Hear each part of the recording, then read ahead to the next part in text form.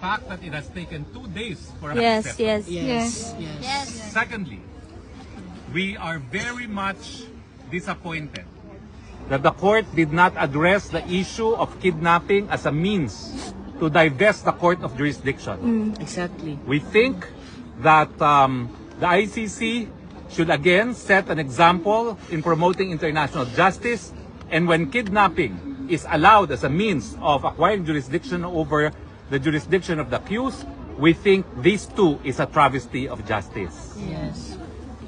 We believe that at the earliest instance, the court should rule on the legality of kidnapping as a means of acquiring jurisdiction, and we cite the case of Ibrahim versus Minister, a decision of the Constitutional Court of South Africa, that the illegality of the arrest should divest courts of its jurisdiction.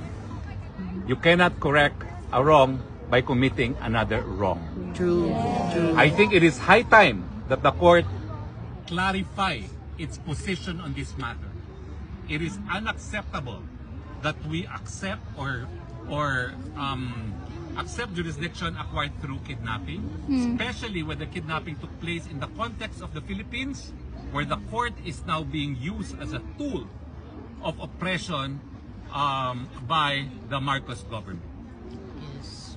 Now, the next hearing is on September 21, but before that, we would raise the issue of jurisdiction even on an earlier date, because we believe that the issue of jurisdiction, both on the implications of kidnapping as a means of divesting the court's jurisdiction, and whether or not the court has jurisdiction, despite the fact that preliminary examination was commenced 2 years after we had already withdrawn from our membership in the court, whether or not the court still has jurisdiction. We believe that confirmation of charges is relevant, particularly on the elements of the crime. But we would want that the issue of jurisdiction be ruled upon at an earlier date. Because as we know, if the court has no jurisdiction, pointless to proceed to confirmation of charges. Now, again, as I said, it's only the first time that the Vice President is able to meet with the father. They are meeting now. And we are hoping that this afternoon too, the President will sign our appearance as counsel together with Nicholas Kaufman and VP Inday Sara too, no? Be recognized also as counsel for her father. You know?